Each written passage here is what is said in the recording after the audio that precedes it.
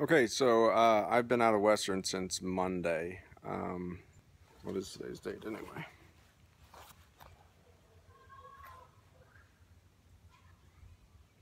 So today's Friday, the 16th. I got out on Monday the 12th. So went in on the 28th for what I didn't know was a 15-day eval. They wanted to observe me 24 hours a day for 15 days. They did so. It was a most unpleasant environment. I did my best to cope with it, and what doesn't kill you makes you stronger. That's what this whole experience has been, regardless. Um, there's still family court matters that are ongoing, so I'm trying my best to be as reserved and as courteous until that is concluded.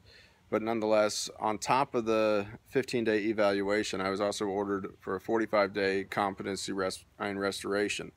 But when they did the evaluation, they found me competent, so there was no need to restore my competency.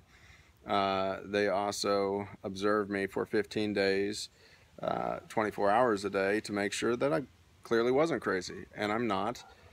They did list on the report that I was probably paranoid and likely delusional about the police harassing me, but I mean, listen to those words carefully. I use Adderall periodically when I can, when my Tourette's isn't acting up, right, Adderall. Anyway, to manage my ADD. So they gave me a urinalysis when I got there, and there was amphetamines in my system, which are prescribed to me by my doctor. They had nothing really to say about me other than the fact that I was competent and I maybe have a cannabis and amphetamine dependent, or I forgot what the term was. But they were just looking to document something because they can't say, well, he's not here for any reason whatsoever, other than his Tourette's, which we already knew he had. But I went and I talked to my primary care provider, Dr. Moynihan, and I brought in to him all my unused amphetamine prescriptions that he's prescribed. I mean, bottles just filled up with medicine that I don't take. I also brought him 2 months worth of unfilled prescriptions, meaning just the papers.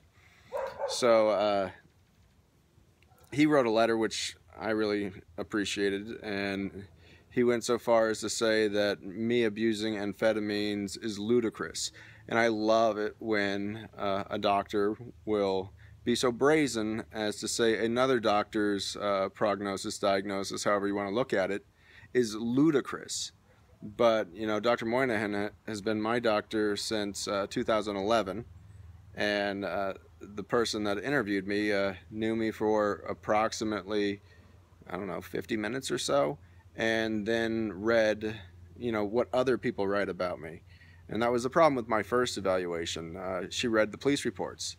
Now, of course, you know, after the cops hit you or, you know, do something, they're going to come up with, you know, a pretty, you know, and profound police report to justify their actions.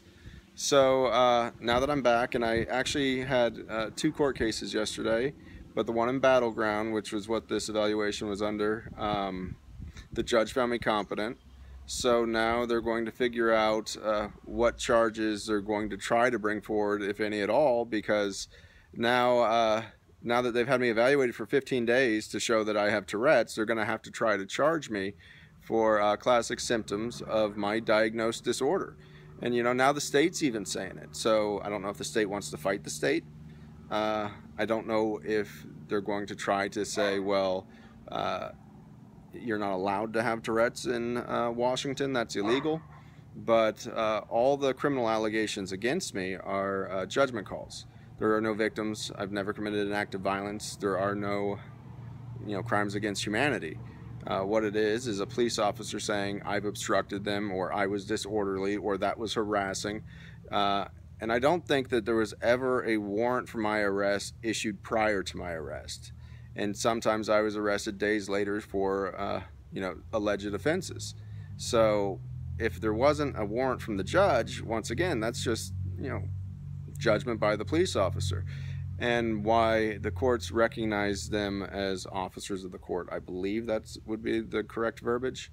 They have more credibility than me, and all my rights went out the window the minute they called me crazy. So I'm pleased to be back. I'm pleased to not be deemed crazy. As a matter of fact, they said that there was no need for me to have follow-up counseling or therapy. So usually when you go to a place like this, the hospital will say, you know, as long as patient complies with outpatient therapy or whatever.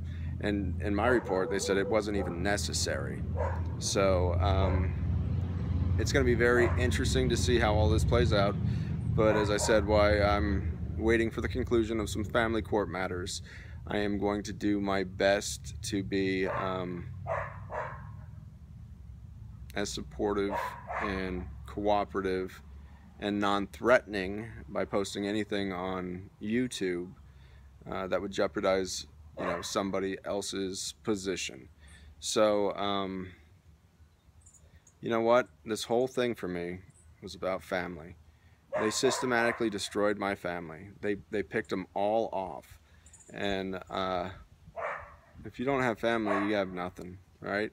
And I won't ever stop the good fight for my family. I mean, who the hell would turn their back on their family? Even if the state is trying to force you to turn your back on your family, wouldn't that be when you fight even harder? No, I am a warrior, but I'm a warrior of words. I'm a warrior of the mind. So, you know, I've never dealt a blow to anybody, certainly not these officers. And if you watch that one video entitled Police Assault, you hear me say, who's laying hands on who? And they say, we're laying hands on you. You know, very brazen on their part.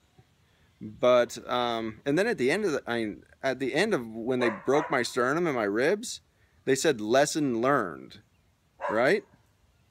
You don't necessarily need to teach people lessons like that. Certainly not if you're in a position of authority. Lesson learned. Amazing. Anyway, Western was horrific. Made jail seem like a picnic, to be quite honest. But I'm not going to get into much of that. I'm just going to say, I'm back.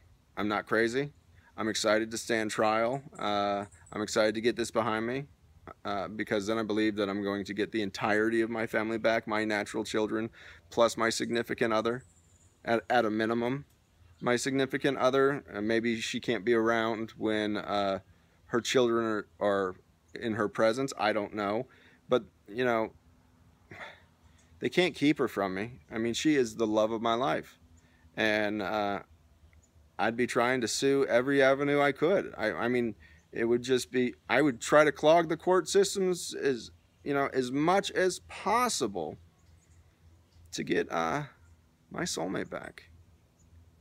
And to you, significant other, if you watch this, I love you so much. Keep your head up, keep your heart strong. Oh, and by the way, to my children, if you guys ever see any of this stuff, I don't know if you do or you don't, I have never stopped fighting for you, ever. And I'm sorry I can't talk to you. But you know what? I'll say this to my significant other, and I'll say this to my children. War is no place for women and children. And I've always said, this is a domestic war of a civil nature. Because I'm a pretty civil person when shown the proper respect. Anyway, thank you for watching. And eventually, all this will come out in the wash. And while I've been run through the ringer, I'm going to come out pressed and clean when it's done. Have a good night.